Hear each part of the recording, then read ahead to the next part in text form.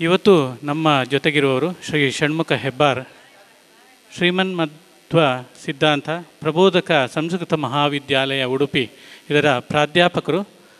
ಅವರನ್ನು ಕೂಡ ಈ ದಿನದ ಪ್ರಾಯೋಜಕರಾದಂತಹ ಕೃಷ್ಣ ಪಡ್ಡಿಲ್ಲಾಯರ ಸಹೋದರರು ಹೂಮಾಲೆಯನ್ನು ನೀಡುವ ಮೂಲಕ ಸ್ವಾಗತಿಸುತ್ತಿದ್ದಾರೆ.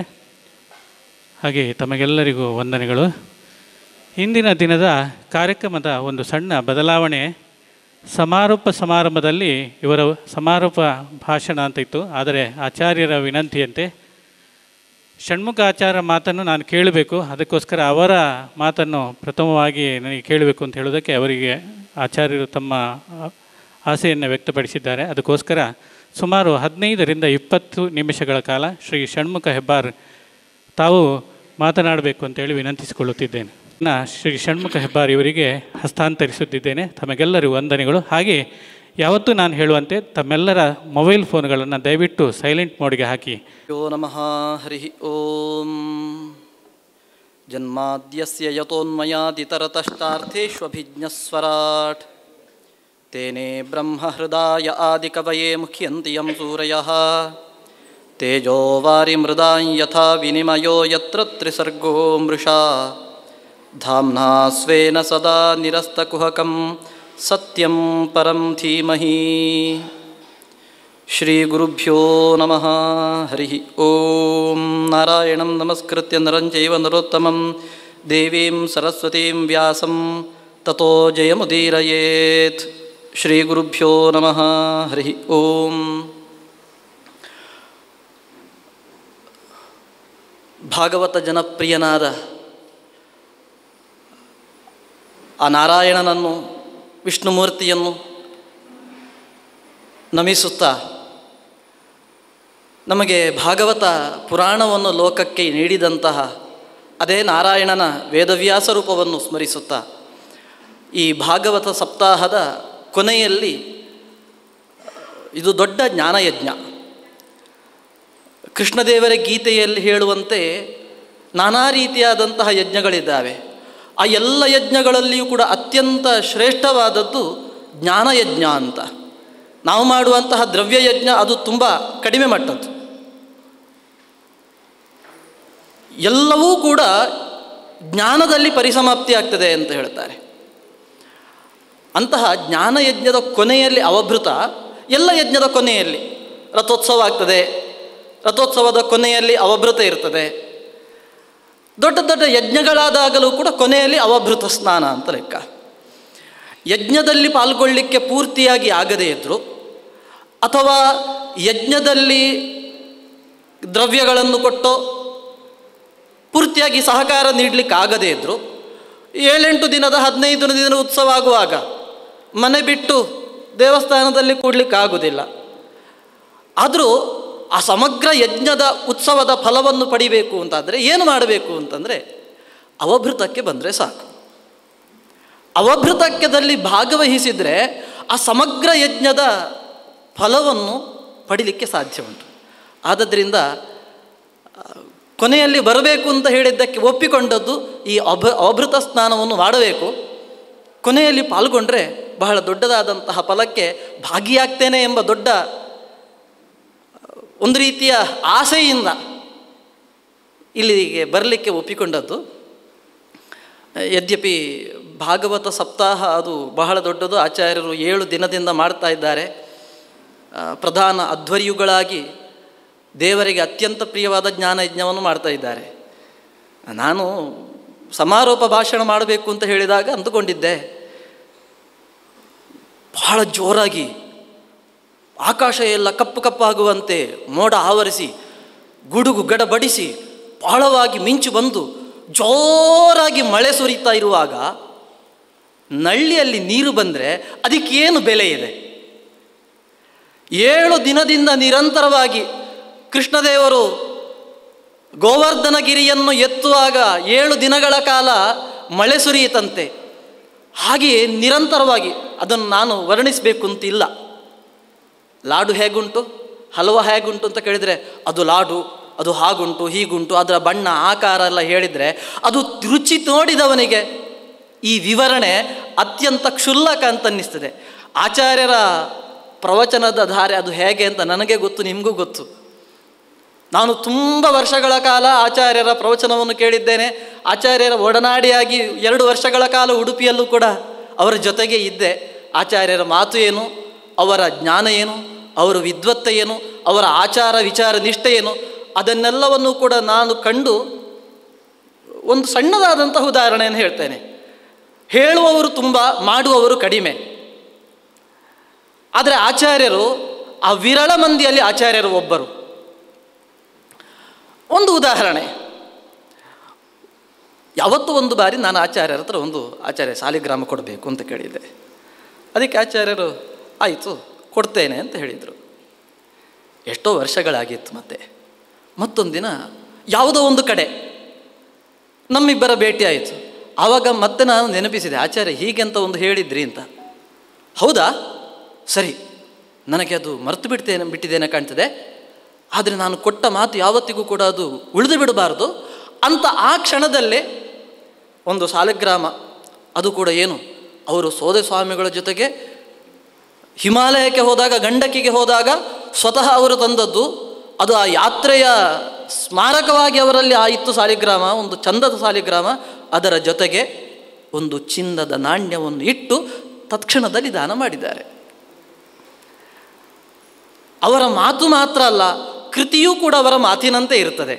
ಇದನ್ನು ಆಚಾರ್ಯರನ್ನು ಹತ್ತಿರದಿಂದ ಕಂಡು ತಿಳಿದವ ನಾನು. ಅಂತಹ ಆಚಾರ್ಯರ ಮುಂದೆ ಮಾತನಾಡಬೇಕು ಅಂತಂದರೆ ಹಾಗೆ ಹೇಳಿದಾಗೆ ಎಲ್ಲ ಪಂಚಭಕ್ಷ ಪರಮಾನ್ನ ಎಲ್ಲ ತಿಂದು ಅದರ ಜೊತೆಗೆ ಒಂಚೂರು ಭಾರತ ಅಂತ ಒಂಚೂರು ನಗ್ತಾರಲ್ವ, ಹಾಗೆ. ಅಂತೂ ಈ ಭಾಗವತ ಸಪ್ತಾಹ ಇವತ್ತಿನ ಈ ವೈಭವವನ್ನು ನೋಡಿದಾಗ ನನಗೊಂದು ನೆನಪು ಬಂದದ್ದು ಏನು ಅಂತಂದರೆ, ಈ ದೇವಸ್ಥಾನದ ಸೌಭಾಗ್ಯ ಅಂತ ಹೇಳಬೇಕಾ, ಅಥವಾ ಈ ದೇವಸ್ಥಾನದಲ್ಲಿ ಭಾಗವತ ಸಪ್ತಾಹವನ್ನು ನೆರವೇರಿಸುವ ಈ ಬ್ರಾಹ್ಮಣ ಸಂಘದ ಎಲ್ಲ ಸದಸ್ಯರ ಶ್ರೋತೃಗಳ ಸೌಭಾಗ್ಯ ಅಂತ ಹೇಳಬೇಕು ಅಂತ ನನಗೆ ಅರ್ಥ ಆಗ್ತಾ ಇಲ್ಲ. ಎಂತಹ ಕ್ಷೇತ್ರ, ಎಂತಹ ದೊಡ್ಡ ಯಜ್ಞ. ಪ್ರಾಯಶಃ ದೇವರಿಗೆ ಈ ಯಜ್ಞದಿಂದ ಈ ಜ್ಞಾನಯಜ್ಞದಿಂದ ಆಗುವಷ್ಟು ಪ್ರೀತಿ, ತೃಪ್ತಿ ಪ್ರಾಯಶಃ ಬೇರೆ ಯಾವುದೇ ಯಜ್ಞಗಳಿಂದಲೂ ಕೂಡ ಆಗಿರಲಿಕ್ಕಿಲ್ಲ. ಇಲ್ಲಿಗೆ ಬರುವುದಕ್ಕಿಂತ ಮೊದಲು ದೇವಸ್ಥಾನದ ಒಳಗೆ ಹೋದಾಗ ಆ ರೀತಿಯಾದಂತಹ ಒಂದು ಸ್ಫುರಣೆ, ದೇವರ ಪಕ್ಕದಲ್ಲೇ ಇದ್ದುಕೊಂಡು ದೇವರ ಇಷ್ಟೊಂದು ಕಥೆಯನ್ನು ಹೇಳಬೇಕಾದರೆ ದೇವರಿಗೆ ಎಷ್ಟು ಖುಷಿಯಾಗಿರಬೇಡ. ನಾವೆಲ್ಲ ಖುಷಿ ಪಡೋದು ಯಾವಾಗ? ಯಾವುದೋ ವಸ್ತುವನ್ನು ಕೊಟ್ಟರೆ ಆ ಸಮಯದಲ್ಲಿ ಖುಷಿ ಆಯಿತು, ಹೋಯಿತು. ಆದರೆ ನಮಗೆ ಆ ಸಂತೋಷ ನಿರಂತರವಾಗಿ ನೆನಪಿರುವುದು ಯಾವಾಗ ಅಂತಂದರೆ ನಮ್ಮನ್ನು ಹೊಗಳಿದರೆ. ವಸ್ತುವನ್ನು ಕೊಟ್ಟಾಗ ಕೆಲವು ಬಾರಿ ಖುಷಿ ಆಗದೇ ಇರ್ಬೋದು. ಯಾಕೆ? ಅದಕ್ಕಿಂತ ಒಳ್ಳೆ ವಸ್ತು ನನ್ನ ಹತ್ರ ಉಂಟು, ಅಥವಾ ನನ್ನ ಹತ್ರ ಇದ್ದದ್ದನ್ನೇ ಕೊಟ್ಟಿದ್ದಾರೆ ನನಗೆ ಅಂತ. ಇನ್ನು ಕೊಟ್ಟ ವಸ್ತು ಇಷ್ಟ ಆಗದೇ ಇರಬಹುದು. ಒಳ್ಳೆ ಊಟ ಹಾಕಿದರು, ಇದ್ದದ್ದು ಸ್ವೀಟು, ನನಗೆ ಬೇಕಾದದ್ದು ಖಾರ, ಇಷ್ಟ ಆಗದೆ ಹೋಗ್ಬೋದು. ಆದರೆ ಪ್ರತಿಯೊಬ್ಬರಿಗೂ ಇಷ್ಟ ಆಗುವಂಥದ್ದೇನು? ಹೊಗಳಿಕೆ. ಎಷ್ಟೇ ಬಾರಿ ಹೊಗಳಿ, ಸಾಕು ಮಾರೆ, ನಂಗೆ ತುಂಬ ಸತಿ ಹೇಳಿದ್ದಿ, ನನ್ನ ತುಂಬ ಮಂದಿ ಆ ಥರ ಹೊಗಳಿದ್ದಾರೆ, ನನಗೆ ಹೊಗಳಿಕೆ ಆಗುವುದಿಲ್ಲ, ನನಗೆ ಇಷ್ಟ ಇಲ್ಲ, ಯಾರಿಗೂ ಇಲ್ಲ. ದೇವರಿಗೆ ಒಂದು ಹೆಸರುಂಟು, ಸ್ತುತಿಪ್ರಿಯ. ನೀವು ವಿಷ್ಣು ಸಹಸ್ರನಾಮ ಪಾರಾಯಣ ಮಾಡುವವರಿಗೂ ಗೊತ್ತಿರಬಹುದು. ಭಗವಂತನಿಗೆ ಅವನ ಸ್ತುತಿಯನ್ನು ಮಾಡುವುದಂದರೆ ತುಂಬ ಇಷ್ಟ. ಅದು ಸ್ತುತಿ ಮಾತ್ರ. ನಾವು ಜನರನ್ನು ಹೊಗಳುವುದು ಅದು ಮುಖಸ್ತುತಿ, ಸ್ತುತಿಯಲ್ಲ. ಸ್ತುತಿ ಅಂದರೆ ಏನು ಅಂತ ಕೇಳಿದರೆ, ಗುಣಿನಿಷ್ಠ ಗುಣಾಭಿಧಾನಂ ಸ್ತುತಿ ಅಂತ ಹೇಳ್ತಾರೆ. ಒಬ್ಬ ಗುಣವಂತನಿದ್ದು ಅವನ ಗುಣವನ್ನು ಹೇಳಿದರೆ ಅದು ಸ್ತೋತ್ರ, ಗುಣ ಇಲ್ಲದೆ ಹೊಗಳಿದರೆ ಅದು ಮುಖಸ್ತುತಿ ಆಗ್ತದೆ. ಆದ್ದರಿಂದ ಈ ಭಾಗವತ ಪುರಾಣ ಅಂತ ಹೇಳಿದ ತಕ್ಷಣ ನಾವು ಲೋಕದಲ್ಲಿ ಹೇಳುವುದುಂಟು, ಸಾಕು ಮಾರೆ ನಿನ್ನ ಪುರಾಣ, ಏನು ಇಲ್ಲ ಸಲ್ಲದ್ದನ್ನು, ಕೇಳಲಿಕ್ಕೆ ಇಷ್ಟ ಆಗದೇ ಇರುವಂಥದ್ದನ್ನು ಹೇಳುವುದು ಅಂತ. ಆದರೆ ಪುರಾಣ ಹಾಗಲ್ಲ. ಪುರಾಣವನ್ನು ಹೇಳಿದ್ದು ಯಾರ್ಯಾರೋ ಅಲ್ಲ, ಕೆಲವರು ಹೇಳೋದು ಅಂತುಂಟು. ಧಾರ್ಮಿಕವಾದ ಕೆಲವು ವಿಚಾರಗಳನ್ನು ಹೇಳಿದಾಗ ಅದನ್ನು ಹೇಳಿದವರು ಯಾರು? ಋಷಿಗಳಲ್ವಾ? ಋಷಿಗಳು ನಮ್ಮಂತೆ ಮನುಷ್ಯರಲ್ವಾ ಅಂತ. ಋಷಿಗಳು ನಮ್ಮಂತೆ ಮನುಷ್ಯರಲ್ಲವೇ ಅಲ್ಲ. ಋಷಿಗಳೆಲ್ಲ ತ್ರಿಕಾಲ ಜ್ಞಾನಿಗಳು. ಭಾಗವತ ಪುರಾಣವನ್ನು ರಚನೆ ಮಾಡಿದ್ದು ಸ್ವಯಂ ನಾರಾಯಣನೇ. ಅವನಿಗಿಂತ ಮತ್ತೊಬ್ಬ ಸರ್ವಜ್ಞ ಇಲ್ಲ. ಅಂತಹ ಹೇಳಿದಂತಹ ಪುರಾಣ, ಅದಕ್ಕೆ 10 ಲಕ್ಷಣಗಳನ್ನು ಹೇಳ್ತಾರೆ. ಸರ್ಗಶ್ಚ ಪ್ರತಿಸರ್ಗಶ್ಚ ವಂಶೋ ಮನ್ವಂತರಾಣಿ ಚ ವಂಶಾನುಚರಿತಂಚ ಇವ ಪುರಾಣಂ ಪಂಚಲಕ್ಷಣಂ ಅಂತ. ನಮಗೆ ಇದರಲ್ಲಿ ಯಾವುದೂ ಕೂಡ ನಾವು ಕಂಡದ್ದಲ್ಲ. ಸರ್ಗ ಅಂದರೆ ಸೃಷ್ಟಿ, ಸೃಷ್ಟಿ ಆದ ನಂತರ ನಾವು ಬಂದವರು. ಭಗವಂತ ಹೇಗೆ ಸೃಷ್ಟಿ ಮಾಡಿದ ನಮ್ಗೆ ಗೊತ್ತಿಲ್ಲ. ಆ ಗೊತ್ತಿಲ್ಲದ ವಿಚಾರವನ್ನು ಪುರಾಣ ಹೇಳ್ತದೆ. ಪ್ರತಿಸರ್ಗಶ್ಚ, ಪ್ರತಿಸರ್ಗ ಅಂದರೆ ಪ್ರಳಯ. ಪ್ರಳಯ ಆಗುವುದಕ್ಕಿಂತ ಮೊದಲೇ ಖಾಲಿ ಮಾಡಿ ಆಗ್ತದೆ ನಮ್ಮ ಜಾಗವನ್ನು ನಾವು. ಪ್ರಳಯ ಹೇಗಾಗ್ತದೆ ನಾವು ಕಂಡಿಲ್ಲ. ವಂಶಃ, ಈ ಭರತ ಭೂಮಿಯಲ್ಲಿ, ಈ ಭೂಮಿಯಲ್ಲಿ ಬಂದಂತಹ ಅನೇಕ ಸಾಧಕರ ವಂಶಗಳು, ಸಾಧಕರು. ವಂಶಾನುಚರಿತಂಚೈವ, ಹೀಗೆ ನಾನಾ ಮನ್ವಂತರಗಳು, ಕಾಲದ ವಿಷಯ, ಇದನ್ನೆಲ್ಲವನ್ನು ಕೂಡ ಈ ಪುರಾಣ ಹೇಳ್ತದೆ. ಆದ್ದರಿಂದ ಪುರಾಣ ಅಂತಂದರೆ ಯಾವುದೊಂದು ಕಾಲಯಾಪನೆಗೆ ಯಾರೋ ಒಬ್ಬರು ಮಾಡಿದಂತಹ ಕಟ್ಟು ಕತೆಗಳ ಕಂತೆಯಲ್ಲ ಈ ಪುರಾಣ. ಈ ಪುರಾಣದ ಶ್ರವಣ, ಅದರಲ್ಲೂ ಕೂಡ ಭಾಗವತ ಪುರಾಣವನ್ನು ಹೇಳುವಾಗ ಶ್ಲೋಕಂ ವಾ ಶ್ಲೋಕಪಾದಂ ವಾ ಯೋಂತೆ ಭಾಗವತಂ ಸ್ಮರೇತ್ ಅಂತ ಹೇಳ್ತಾರೆ. ಒಬ್ಬ ಹುಟ್ಟಿದವ ಸಾಯುವುದರ ಒಳಗೆ ಒಂದು ಬಾರಿ ಆದರೂ ಕೂಡ, ಒಂದು ಬಾರಿ ಅಲ್ಲ, ಒಂದು ಶ್ಲೋಕವನ್ನಾದರೂ ಅಥವಾ ಒಂದು ಶ್ಲೋಕದ ಅರ್ಧ ಭಾಗವನ್ನಾದರೂ, ಇಲ್ಲ ಅರ್ಧ ಭಾಗದ ಅರ್ಧವನ್ನಾದರೂ ಕೇಳಬೇಕು ಅಂತ. ಯಾರಿಗೆ ಯಾವಾಗ ಸಾವು ನಮ್ಗೆ ಗೊತ್ತಿಲ್ಲ. ಕೊನೆಗೆ ಅದು ಸಾಯುವಾಗ ಕೇಳಬೇಕು ಅಂತ ಹೇಳಿದ್ದಂದರೆ ಯಾರಿಗೆ ಗೊತ್ತು? ಹಿಂದೆ ಎಲ್ಲ ಕೆಲವು ಜ್ಞಾನಿಗಳಿಗೆ ಗೊತ್ತಾಗ್ತದೆ ಮರಣ ಯಾವಾಗ ಬರ್ತದೆ ಅಂತ. ಆದ್ದರಿಂದ ನಿತ್ಯಂ ಸನ್ನಿಹಿತೋ ಮೃತ್ಯು ಕರ್ತವ್ಯ ಧರ್ಮ ಸಂಗ್ರಹ ಅಂತ ಹೇಳ್ತಾರೆ. ಯಮನ ಕತ್ತಿ ತಲೆಯ ಮೇಲೆ ಯಾವತ್ತೂ ಕೂಡ ತೂಗ್ತಾ ಇರ್ತದೆ, ಅದು ಯಾವಾಗ ಬಿದ್ದು ಬಿಡ್ತದೆ ಅಂತ ಗೊತ್ತಿಲ್ಲ ಅಂತ. ಆದ್ದರಿಂದ ಈ ಜನ್ಮ ಸಾರ್ಥಕವಾಗುವಂತಹ ಒಂದು ದಿವ್ಯವಾದಗಳಿಗೆ ಈ ಭಾಗವತ ಸಪ್ತಾಹದ್ದು ಒಂದು ಕಥೆ ಇದೆ. ಒಂದು ಹದ್ದು ಆಹಾರವನ್ನು ಹುಡುಕ್ತಾ ಹೋಯ್ತಂತೆ. ಹದ್ದು ಅಂದರೆ ಹೆಚ್ಚಿರೋದು ಸಮುದ್ರದ ಹತ್ರನೇ, ಅದಕ್ಕೆ ಬೇಕಾದಂತಹ ಮೀನೆಲ್ಲ ಬೇಕಾದಷ್ಟು ಸಿಗ್ತದೆ ಅಂತ. ಹಸಿವಾಗಿತ್ತು, ಎಲ್ಲಿ ಆಹಾರ ಉಂಟು ಅಂತ ನೋಡಿದಾಗ ನೀರಿನಲ್ಲಿ ಒಂದು ಶವ ತೇಲ್ತಾ ಇತ್ತಂತೆ. ಖುಷಿಯಾಯಿತು, ಹೊಸದಾಗಿ ಬೇಕಾದಷ್ಟು ಆಹಾರ ಸಿಗ್ತದೆ ಅಂತ ತಿನ್ನಲಿಕ್ಕೆ ಹೋಯಿತು. ಎಲ್ಲಿ ಕೂತ್ಕೊಳ್ಳೋದು? ಆ ಪ್ರಾಣಿಯ ಶವದ ಮೇಲೆ ಕೂತ್ಕೊಂಡು ಅದು ತಿನ್ನಲಿಕ್ಕೆ ಶುರು ಮಾಡಿತು. ತಿಂದಿತು, ಹೊಟ್ಟೆ ತುಂಬಿ ಹೋಯಿತು. ಇನ್ನು ಹೊಟ್ಟೆಯಲ್ಲಿ ಜಾಗ ಇಲ್ಲ, ಇನ್ನೇನು ಮಾಡೋದು? ಇನ್ನೂ ಮನೆಗೆ ಹೋಗಿ ಗೂಡಿಗೆ ಹೋಗಿ ಮಲ್ಕೊಳ್ಳೋಣ ಅಂತ ಹಾರಬೇಕು ಅಂತ ಅಂದುಕೊಂಡ್ರೆ ಹೊಟ್ಟೆ ಭಾರ ಆಗಿದೆ. ಎಲ್ಲಿ ಬಂದಿದೆ? ಸಮುದ್ರದ ಎಲ್ಲೋ ಮಧ್ಯದಲ್ಲಿ ಬಂದಿದೆ. ಹೊಟ್ಟೆಯೇ ಭಾರ ಆಗಿದೆ. ಹಾಗಿರುವಾಗ ಹಾರಿ ದಡವನ್ನು ಸೇರಲಿಕ್ಕೆ ದಡವೇ ಕಾಣ್ತಾ ಇಲ್ಲ. ಇದು ಹದ್ದಿನ ಪರಿಸ್ಥಿತಿ. ಹದ್ದಿನದ್ದು ಮಾತ್ರ ಅಲ್ಲ, ಈ ಲೋಕಕ್ಕೆ ಬಂದು ಲೋಕದಲ್ಲಿ ಸುಖ ಭೋಗಗಳನ್ನು ಅನುಭವಿಸುವಲ್ಲೇ ಮಗ್ನರಾದ ನಮ್ಮೆಲ್ಲರ ಪರಿಸ್ಥಿತಿ. ನಾವು ಹುಟ್ಟಿದ್ದೇವೆ, ಹುಟ್ಟಿದ ತಕ್ಷಣ, ಕಣ್ಣು ತೆರೆದ ತಕ್ಷಣ ಅಪ್ಪ ಅಮ್ಮಂದಿರು ನಮ್ಗೆ ಏನನ್ನು ಹೇಳಿಕೊಟ್ಟಿದ್ದಾರೆ? ಮಗ ಮಗಳು ನಾಳೆ ದೊಡ್ಡ ಜನ ಆಗಬೇಕು, ಒಳ್ಳೆಯ ವೃತ್ತಿಯನ್ನು ಪಡಿಬೇಕು, ಅದಕ್ಕೆ ಯೋಗ್ಯವಾದಂತಹ ಪ್ರೀ ನರ್ಸರಿಗಿಂತ ಆರಂಭಿಸಿ ಆವಾಗಲೇ ಶುರುವಾಯಿತು. ಮಗು ಹೊಟ್ಟೆಯಲ್ಲಿರುವಾಗಲೇ ಮಗುವನ್ನು ಯಾವ ನರ್ಸರಿ ಸ್ಕೂಲ್ಗೆ ಸೇರಿಸಬೇಕು, ಯಾವ ಸ್ಕೂಲಿಗೆ ಸೇರಿಸಬೇಕು, ಏನು ಕೋರ್ಸ್ ಮಾಡಿಸಬೇಕು. ಆಯಿತು, ಎಲ್ಲಿ ತನಕ? ವಿದ್ಯಾಭ್ಯಾಸ ಪೂರ್ತಿ ಮುಗೀತು, ವೃತ್ತಿ ಜೀವನ ಆರಂಭ ಆಯಿತು. ವೃತ್ತಿ ಜೀವನ ಯಾವುದಕ್ಕೋಸ್ಕರ?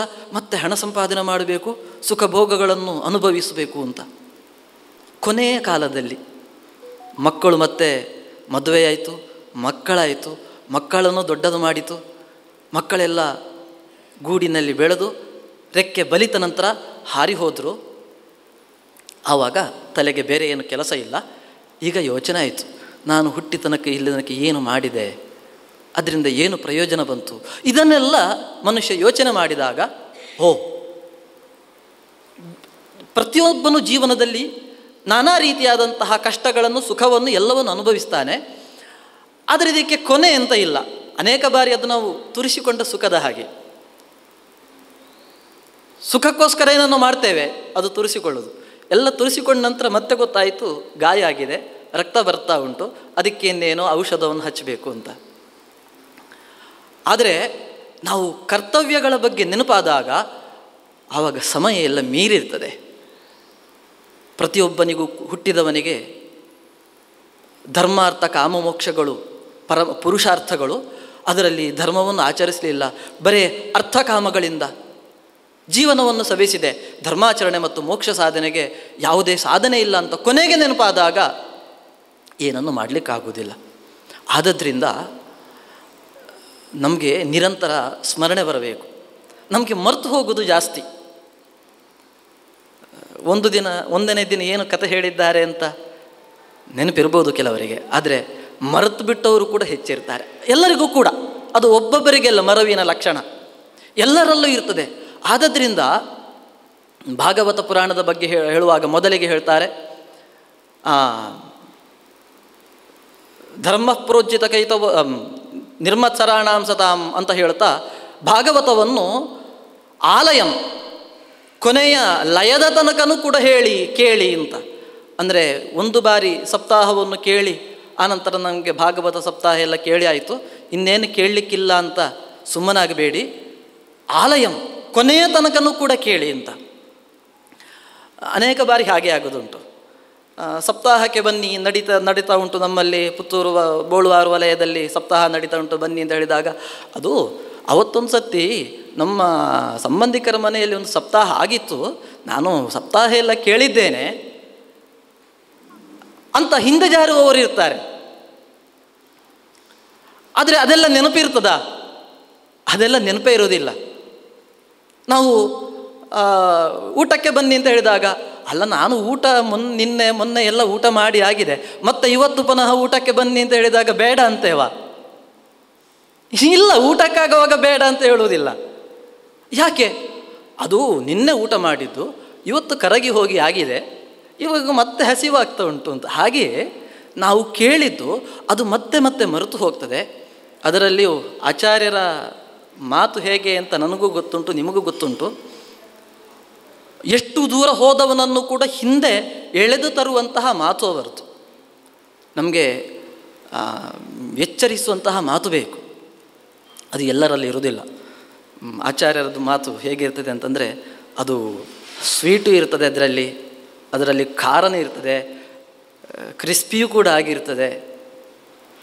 ಅದು ಖಾರದ ಮಾತು ಅಂತ ಹೇಳಿ ಕೇಳಿದವರಿಗೆ ನೋವಾಗುವುದಿಲ್ಲ. ಅದು ಇವತ್ತು ಪ್ಯಾಕೆಟ್ ಎಲ್ಲ ಸಿಗ್ತದಲ್ಲ, ಲೇಸು ಕುರುಕುರೆ ಅಂತ, ಹಾಗೆ ಅದು ಖಾರ ಅಂತ ಸ್ವೀಟ್ ಇಷ್ಟದವರು ಅದನ್ನು ದೂರ ಮಾಡುವುದಿಲ್ಲ. ಅದು ಖಾರ ಉಂಟು ಅಂತ ಯಾರು ದೂರ ಮಾಡುವುದಿಲ್ಲ.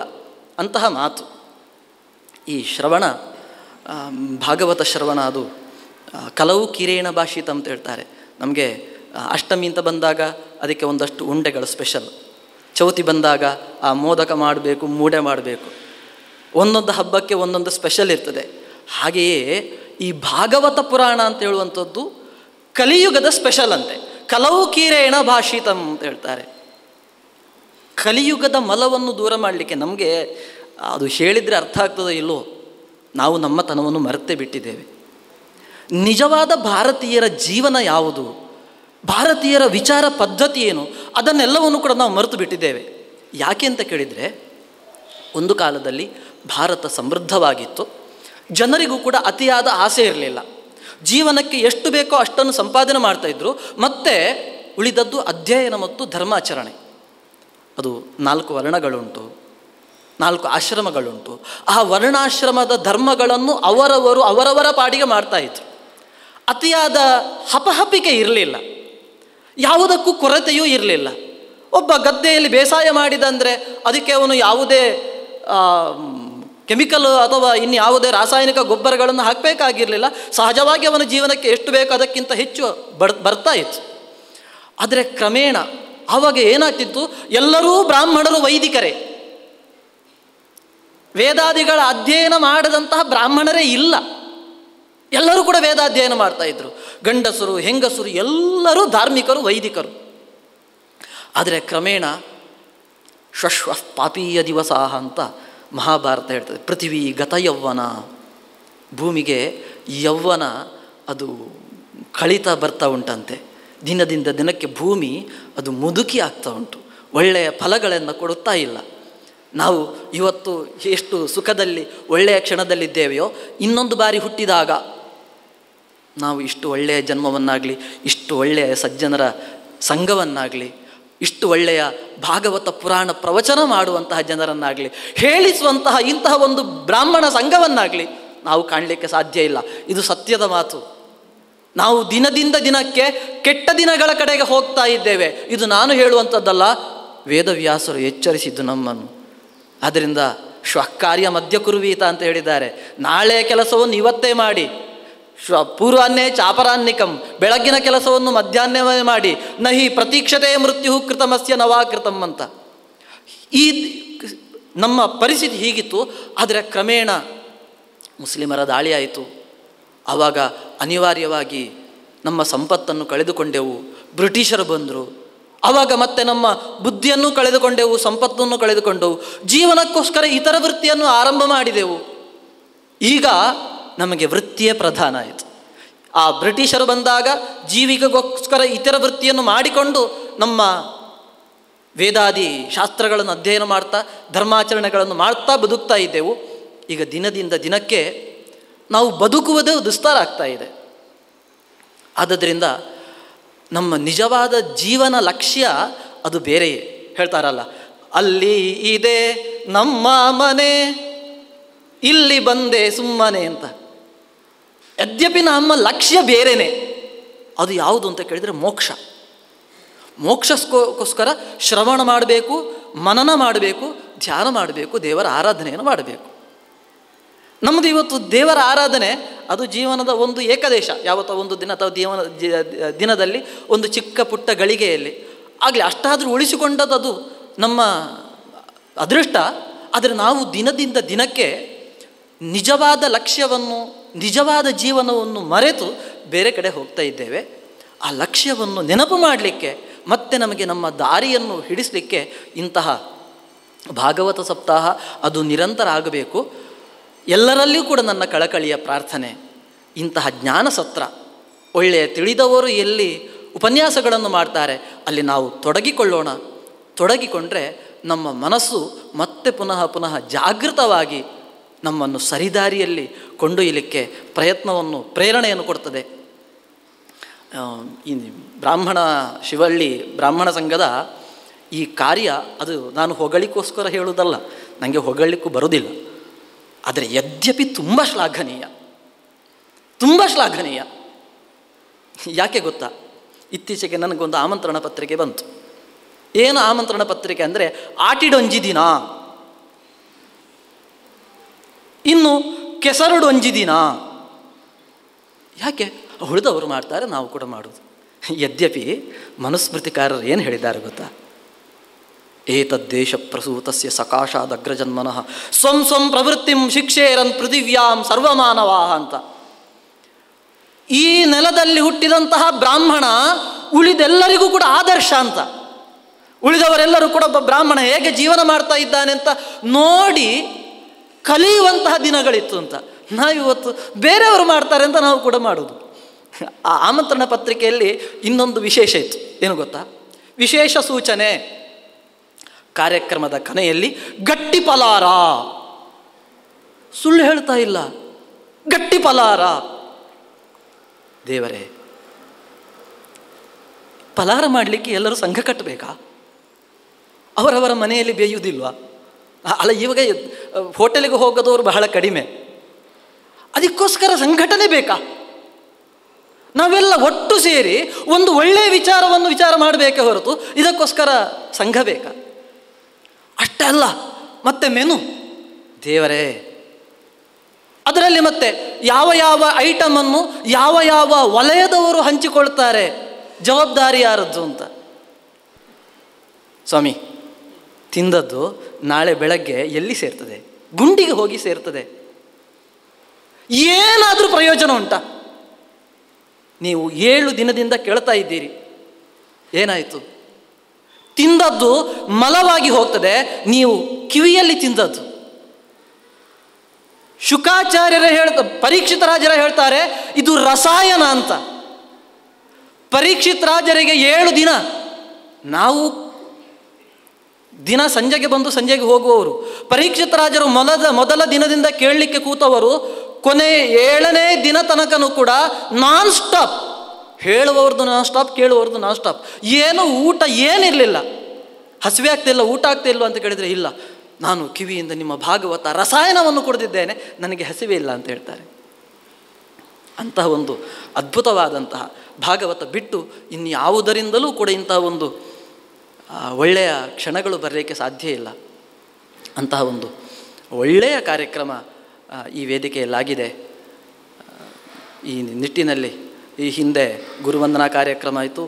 ಗುರುವಂದನೆಯ ಅನುಗ್ರಹವೋ ಏನೋ, ದೇವರು ಒಳ್ಳೆಯ ಕೆಲಸವನ್ನು ಮಾಡಿಸ್ತಾ ಇದ್ದಾರೆ.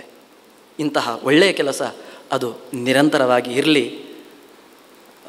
ದೇವರಿಗೆ ಇದಕ್ಕಿಂತಲೂ ಕೂಡ ಇಷ್ಟವಾದಂತಹ ಕೆಲಸ ಅಂದರೆ ಪ್ರಾಯಶಃ ಇನ್ನೇನನ್ನೂ ಮಾಡಲಿಕ್ಕೆ ಸಾಧ್ಯ ಇಲ್ಲ. ದೇವರಿಗೆ ಇಷ್ಟವಾಗುವುದಾದರೆ ದೇವರನ್ನು ಕೇಳೋದು, ಕಿವಿ ತುಂಬ ಕೇಳೋದು. ಆದ್ದರಿಂದ ಎಲ್ಲ ಪುರುಷಾರ್ಥಗಳನ್ನು, ಮೋಕ್ಷವನ್ನು ಮಾತ್ರ ಅಲ್ಲ, ಕೇಳಿದವರಿಗೆ ಏನೇನು ಫಲಗಳು ಉಂಟಿದೆ ಅದನ್ನೆಲ್ಲವನ್ನು ಕೂಡ ಕೊಡಿಸುವಂತಹ ಸಾಮರ್ಥ್ಯ ಅದು ಭಾಗವತಕ್ಕಿದೆ. ಇಂತಹ ಭಾಗವತ ಪುರಾಣದ ಮಧ್ಯೆ ನಾನೊಂದು ಸ್ವಲ್ಪ ಮಾತನಾಡಿ ಅದನ್ನು ಆಚಾರ್ಯರೇ ಈಗ ಕೋಲು ಕೊಟ್ಟು ಪೆಟ್ಟದಿಂದ ಹಾಗಾಯಿತೋ ಏನೋ ಅಂತ ಅನ್ನಿಸ್ತಾ ಉಂಟು. ಆಚಾರ್ಯರ ತುಂಬ ಸಮಯವನ್ನು ನಾನು ತಿಂದೆ, ಆಚಾರ್ಯರು ಕ್ಷಮಿಸಬೇಕು. ಆದರೆ ಇಂತಹ ಸಂದರ್ಭದಲ್ಲಿ ನನಗೆ ಭಾಗಿಯಾಗಿದ್ದೇ ಅದು ದೊಡ್ಡದಾದಂತಹ ನನ್ನ ಒಂದು ಪುಣ್ಯದ ಪ್ರಭಾವ ಅಂತ ನಾನು ಅಂದುಕೊಳ್ತಾ ಆಚಾರ್ಯರ ಸಮಯವನ್ನು ಉಪಯೋಗಿಸಿದ್ದಕ್ಕೆ ಆಚಾರ್ಯರಲ್ಲಿ, ಅದಕ್ಕಿಂತಲೂ ಕೂಡ ನಿಮ್ಮಲ್ಲಿ ನೀವು ಎಷ್ಟು ಮಿಸ್ ಮಾಡ್ಕೊಳ್ತಾ ಇದ್ರಿ ಇಷ್ಟು ಹೊತ್ತು ಅಂತ ನನಗೆ ಅರ್ಥ ಆಗಿದೆ. ಆದರೆ ಮಾತನಾಡಲಿಕ್ಕೆ ಶುರು ಮಾಡಿದರೆ ಎಲ್ಲಿ ಫುಲ್ ಸ್ಟಾಪ್ ಕೊಡಬೇಕು ಅಂತ ಗೊತ್ತಾಗೋದಿಲ್ಲ. ಆ ಪರಿಸ್ಥಿತಿಯಿಂದಾಗಿ ಒಂದಷ್ಟು ಮಾತಾಡಿದೆ. ಎಲ್ಲರೂ ಕೂಡ ಕ್ಷಮಿಸಬೇಕು ಅಂತ ಕೇಳ್ತಾ ಈ ಅವಕಾಶವನ್ನು ಮಾಡಿಕೊಟ್ಟದ್ದಕ್ಕೆ ಎಲ್ಲರಿಗೂ ಕೂಡ ಧನ್ಯವಾದವನ್ನು ಹೇಳ್ತಾ ನನ್ನ 2 ಮಾತುಗಳನ್ನು ಮುಗಿಸ್ತಾ ಇದ್ದೇನೆ. ಕೃಷ್ಣ. ಈಗಾಗಲೇ 7 ದಿನಗಳ ಶ್ರೀಮದ್ ಭಾಗವತ ಸಪ್ತಾಹ ಸಮಾಪ್ತಿಯ ಹಂತ ತಲುಪಿದೆ. ಈಗಾಗಲೇ ತಾವು ಗಮನಿಸಿರುವಂತೆ ಸಮಾರೋಪ ಸಮಾರಂಭದಲ್ಲಿ ಒಂದು ಸರಳ ಸಮಾರಂಭ ಅಂತ ಬರೆದಿದ್ದೆ. ಅದೇ ರೀತಿ ಇದೀಗ ಗುರುವಂದನಾ ಕಾರ್ಯಕ್ರಮವನ್ನು ಸಮಾರೋಪ ಸಮಾರಂಭದ ಮೂಲಕ ಮುಕ್ತಾಯಗೊಳಿಸಲಿಕ್ಕಿದ್ದೇವೆ. ಅದಕ್ಕೆ ಈ ದಿನದ ಸಮಾರೋಪ ಸಮಾರಂಭದಲ್ಲಿ ಅತಿಥಿಗಳಾಗಿ ನಾವು ಯಾರನ್ನು ಈಗಾಗಲೇ ಆಮಂತ್ರಿಸಿದ್ದೇವೆ. ಅವರು ದಯವಿಟ್ಟು ವೇದಿಕೆ ಬರಬೇಕು. ಇಲ್ಲಿ ಯಾವುದೇ ನನ್ನ ಒಂದು ಅಭಿಪ್ರಾಯ ಪ್ರಕಾರ ಇನ್ನು ಪುನಃ ವೇದಿಕೆ ಭಾಷಣಗಳು ಅವಶ್ಯಕತೆ ಇಲ್ಲ ಅಂತ ಭಾವಿಸ್ತೇನೆ. ನಾನು 7 ದಿನಗಳ ಸಪ್ತಾಹವನ್ನು ಆಲಿಸಿದ ತಮಗೆ ಅದೆಲ್ಲವೂ ಅರ್ಥವಾಗಿರಬೇಕು. ಪ್ರಥಮವಾಗಿ ಷಣ್ಮುಖ ಹೆಬ್ಬಾರು ವೇದಿಕೆ ಬರಬೇಕು. ಹಾಗೆ ರೀತಿ ನಮ್ಮ ತಾಲೂಕು ಶಿವಳ್ಳಿ ಸಂಪದದ ಗೌರವಾಧ್ಯಕ್ಷರು ಸುಬ್ರಹ್ಮಣ್ಯ ಕೊಳತ್ತಾಯರು, ಅದೇ ರೀತಿ ತಾಲೂಕು ಅಧ್ಯಕ್ಷರಾದಂಥ ಸುಧೀಂದ್ರ ಕುದ್ದಣ್ಣಾಯರು, ತಾಲೂಕು ಮಹಿಳಾ ಸಂಪದದ ಅಧ್ಯಕ್ಷೆ ಪ್ರೇಮಲತಾ ರಾವ್, ಹಾಗೆ ಈ ಕಲ್ಯಾಣ ಮಂಟಪದ ಮಾಲಕರಾದಂತಹ ಶ್ರೀಧರ್ ಬೈಪಾಡಿತಾರು, ವೇದಮೂರ್ತಿ ವಿಶ್ವಮೂರ್ತಿ ಬಡಿಕಲಾಯರು ತಾವೆಲ್ಲರೂ ವೇದಿಕೆಗೆ ಬಂದು ಶ್ರೀ ಗುರುಗಳಿಗೆ ಗುರುವಂದನಾ ಕಾರ್ಯಕ್ರಮವನ್ನು ನಡೆಸಿಕೊಡಬೇಕು ಅಂತೇಳಿ ತಮ್ಮೆಲ್ಲರಲ್ಲಿ ವಿನಂತಿಸಿಕೊಳ್ಳುತ್ತಿದ್ದೇನೆ. ಶ್ರೀಕೃಷ್ಣಾಯ ನಮಃ.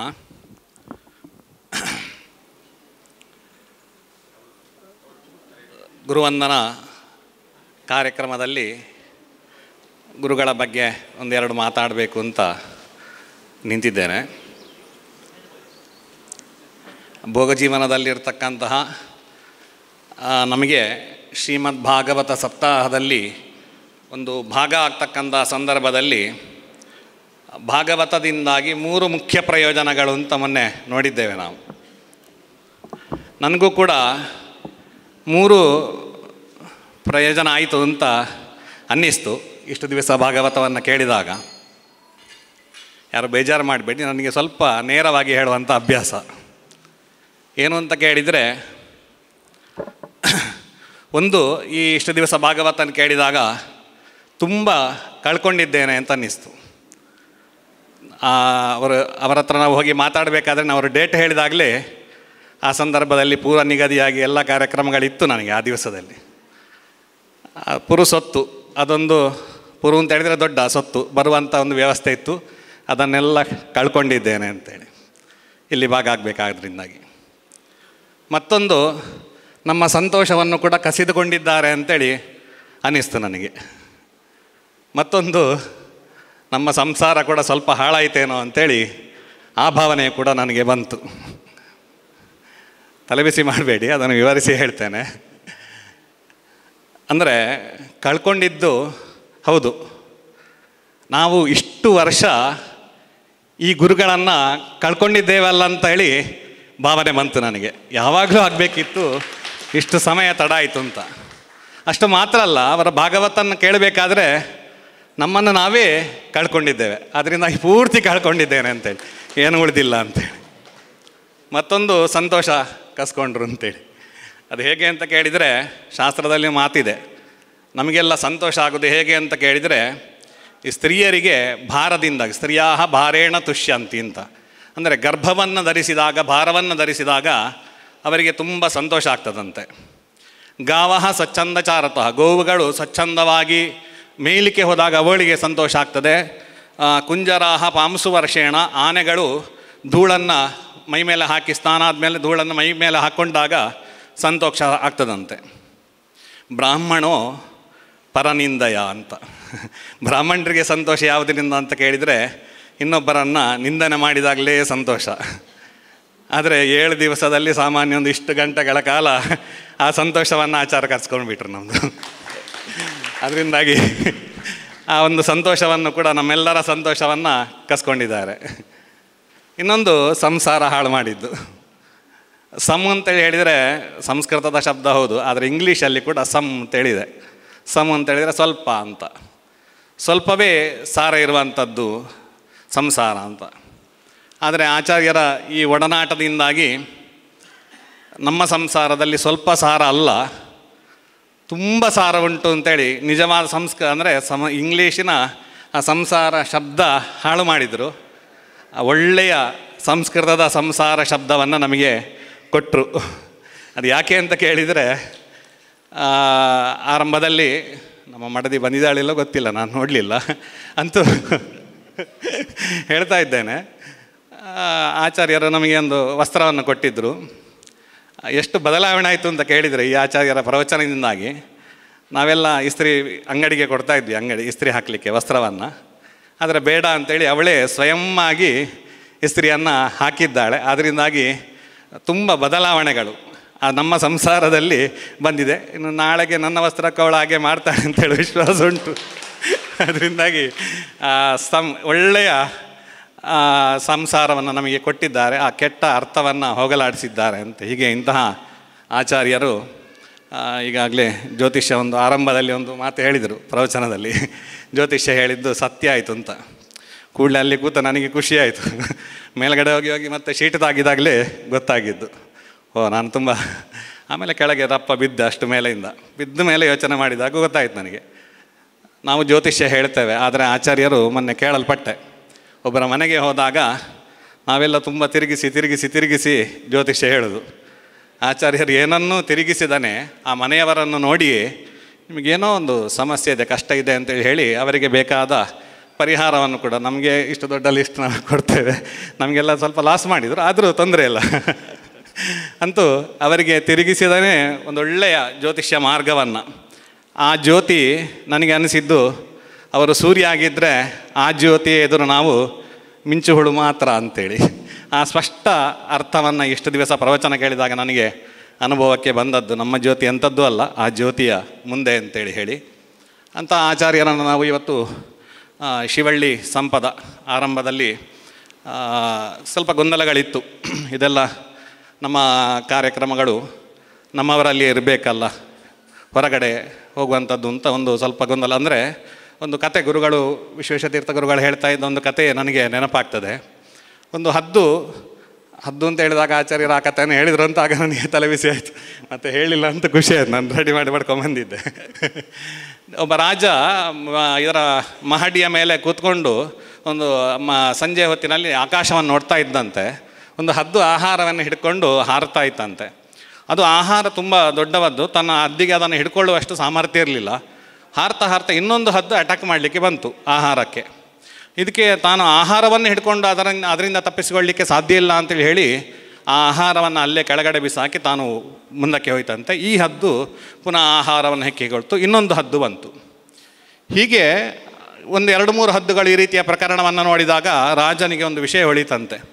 ಎಲ್ಲಿಯಾದರೂ ಈ ಮೊದಲನೇ ಹದ್ದೇ ಆಹಾರವನ್ನು ಇನ್ನೊಂದು ಹದ್ದಿನ ಜೊತೆಗೂ ಹಂಚಿಕೊಂಡು ತಿಂದಿದ್ದರೆ ಅದಕ್ಕೂ ಆಹಾರ ಸಿಕ್ತತ್ತು. ಇಂತಹ ಪರಿಸ್ಥಿತಿ ಬರ್ತಾ ಇರಲಿಲ್ಲ. ಅದರಿಂದಾಗಿ ಒಬ್ಬರೇ ತಿನ್ನುವುದಕ್ಕಿಂತ ಹಂಚಿಕೊಂಡು ತಿನ್ನುವುದರಲ್ಲಿರುವ ಸುಖ ಅತೀ ದೊಡ್ಡದು ಅಂತೇಳಿ ನಮ್ಮ ಶಿವಳ್ಳಿ ಸಂಪದದವರು ದೊಡ್ಡ ಆಲೋಚನೆಯನ್ನು ಮಾಡಿ, ಇದು ನಮ್ಮ ಶಿವಳ್ಳಿ ಸಂಪದಕ್ಕೆ ಮಾತ್ರ ಅಲ್ಲ, ನಾವು ತುಂಬ ಬೇರೆ ಬೇರೆ ಜಾತಿಯ ಸಮ್ಮೇಳನಗಳನ್ನೆಲ್ಲ ನೋಡಿದ್ದೇನೆ. ಅದರಲ್ಲಿ ಕೆಲವು ಸಲ ಅವರ ಜಾತಿಯವರದ್ದು ಮಾತ್ರ ಇರ್ತದೆ.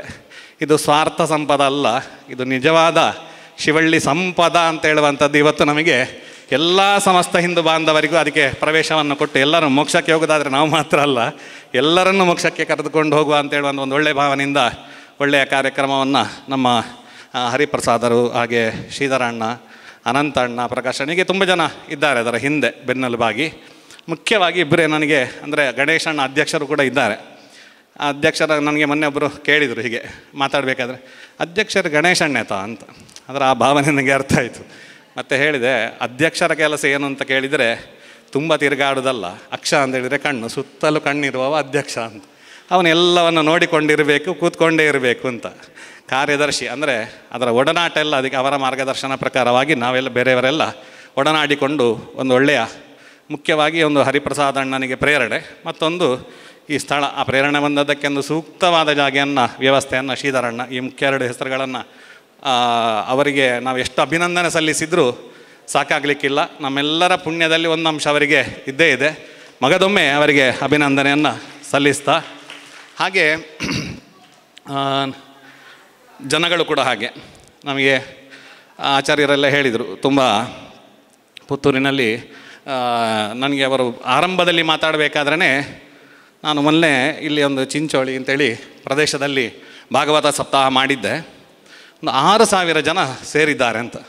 ನಮ್ಮ ಎದೆ ಗಸ್ಕ್ ಅಂತ ಒಂದು ಸರ್, ನಮ್ಮಲ್ಲಿ ಒಂದು 60-50 ಜನ ಸೇರಿಸುವುದೇ ನಮ್ಮ ಕಷ್ಟ ಉಂಟು, ಇನ್ನು 6,000 ಜನ ಎಲ್ಲಿಂದ ಅಂತೇಳಿ ಹೀಗೆ ಯೋಚನೆ ಮಾಡ್ತಾ ನಿನ್ನೆ ಪ್ರವಚನದಲ್ಲಿ ಅದಕ್ಕೆ ಉತ್ತರ ಸಿಕ್ಕಿದ್ದು ನಮಗೆ.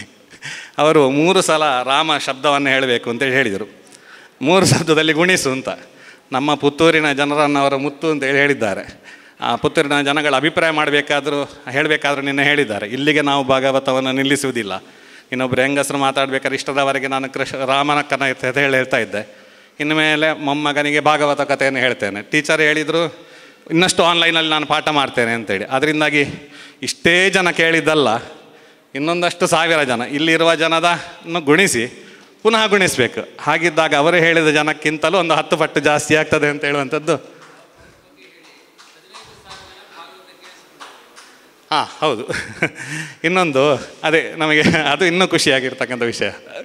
ಇದಕ್ಕಿಂತ ಆ ಸಂಖ್ಯೆಗಿಂತ ಒಂದು 2 ಪಟ್ಟಾದರೂ ಜಾಸ್ತಿ ಆಯ್ತಲ್ಲ ಅಂತ ಹೇಳುವಂಥ ಖುಷಿ ನಮಗೆ ಇದ್ದೇ ಇದೆ. ಜನ ಸೇರುವುದೇ ದೊಡ್ಡದಲ್ಲ ವಿಷಯ ಅಂತ ಅವರು ಹೇಳಿದ್ದಾರೆ. ಆ ಸೇರಿರ್ತಕ್ಕಂಥ ಜನಗಳು ತುಂಬ ಅದನ್ನು ಇಲ್ಲಿ ಇಟ್ಟುಕೊಳ್ಳದವರು ಇಷ್ಟೆಲ್ಲ ದೊಡ್ಡ ಅವರು ಬಂದಿದ್ದಾರೆ ಅಂತೇಳಿ ಹೇಳಿದರೆ ಅದು ಮುಂದುವರಿಯುತ್ತದೆ. ಇದು ನಮ್ಮ ಆರಂಭ ಮಾತ್ರ ಅಂತ ಹೇಳುವಂಥದ್ದು. ಹಾಗೆ ಆಚಾರ್ಯರ ಬಗ್ಗೆ, ಆಚಾರ್ಯರದ್ದು ನಮ್ಮ ಹೆಸರನ್ನು ಕಾಣಬೇಕಾದ್ರೆ ಕೂಡ ಡಾಕ್ಟರ್ ಬೇನಾ ಅಂತ, ಈಗ ನಮಗೆ ಡಾಕ್ಟರೇಟ್ ಅಂತ ಬರುವಂಥದ್ದು ಗೌರವ ಡಾಕ್ಟರೇಟ್ ಕೂಡ ಇದೆ. ನಾನು ಸ್ವಲ್ಪ ಕಂಜೂಸ್ ಆದ್ದರಿಂದಾಗಿ ನನಗೂ ಒಂದು ಅವಕಾಶ ಬಂದಿತ್ತು ಗೌರವ ಡಾಕ್ಟರೇಟ್.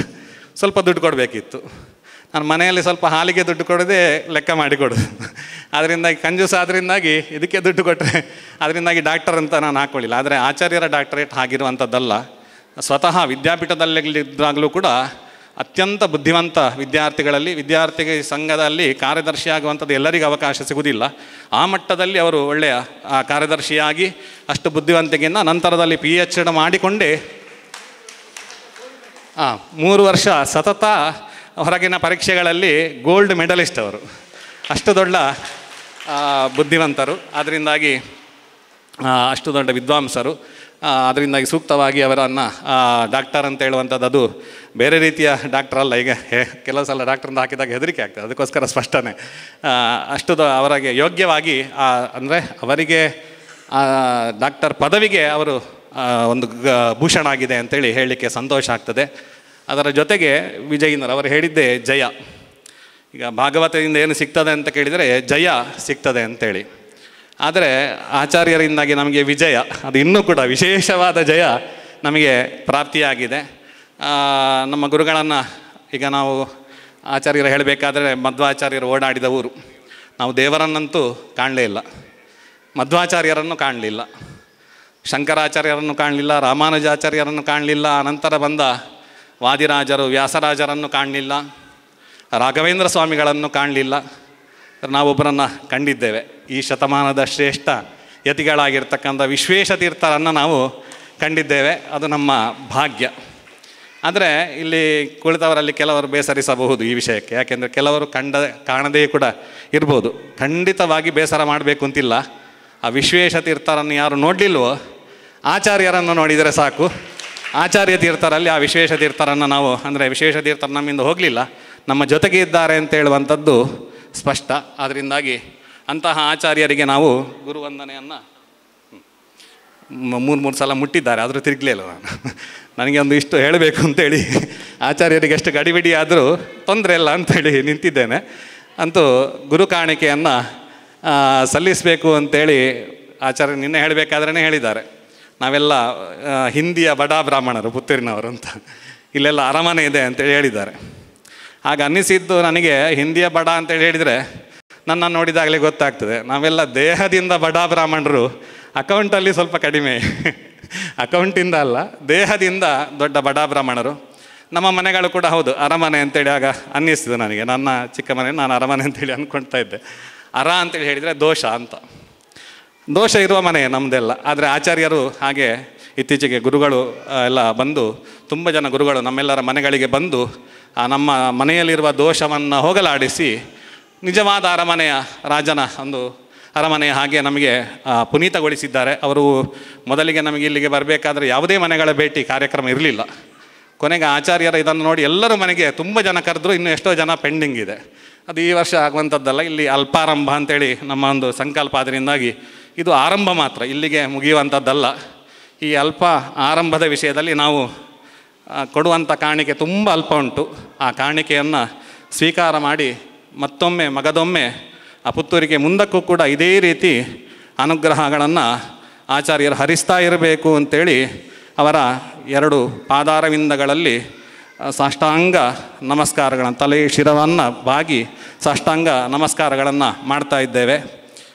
ಎಲ್ಲ ಕಾರ್ಯಕ್ರಮ ಅವರಿಗೆ ಶ್ರೀಕೃಷ್ಣ ಅರ್ಪಣಮಸ್ತು.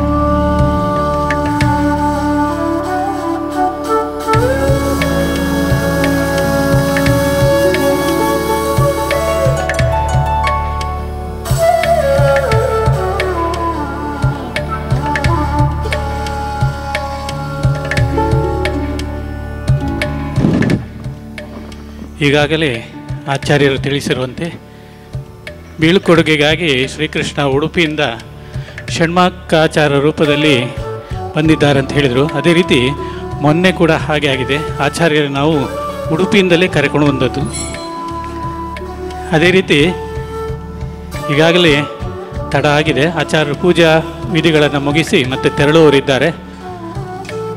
ಅವರಿಗೆ ವಾಹನದ ಚಾಲಕರಾಗಿ ಡಾಕ್ಟರ್ ಶ್ರೀಪತಿರಾವ್ ಇವರು ತನ್ನ ಚಾಲಕನನ್ನು ಕಳುಹಿಸಿಕೊಟ್ಟಿದ್ದಾರೆ. ಅವರಿಗೆ ಸಂಪದದ ಪರವಾಗಿ ವಿಶೇಷ ಧನ್ಯವಾದಗಳನ್ನು ಸಮರ್ಪಿಸುತ್ತಿದ್ದೇವೆ.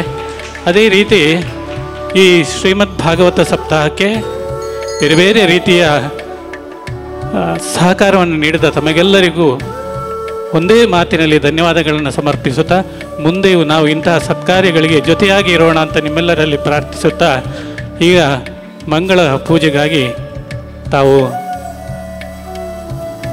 ತಯಾರಿ ನಡೆಸಿ ಅಂತೇಳಿ ವಿನಂತಿಸಿಕೊಳ್ಳುತ್ತಿದ್ದೀನಿ.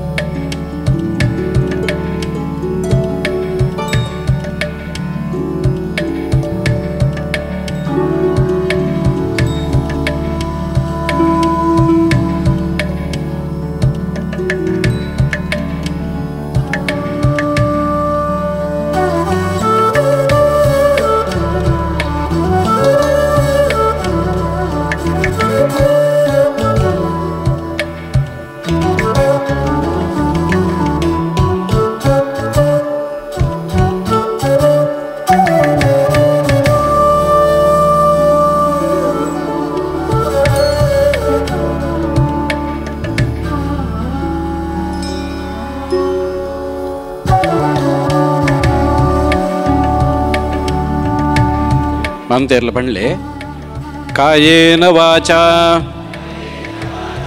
ಮನಸಾ ಇಂದ್ರಿಯೈರ್ವಾ ಬುದ್ಧ್ಯಾ ಆತ್ಮನಾ ವಾ ಪ್ರಕೃತೇಃ ಸ್ವಭಾವಾತ್ ಕರೋಮಿ ಯದ್ಯತ್ ಸಕಲಂ ಪರಸ್ಮೈ ನಾರಾಯಣಾಯೇತಿ ಸಮರ್ಪಯಾಮಿ ನಾರಾಯಣಾಯೇತಿ ಸಮರ್ಪಯಾಮಿ ನಾರಾಯಣಾಯೇತಿ ಸಮರ್ಪಯಾಮಿ.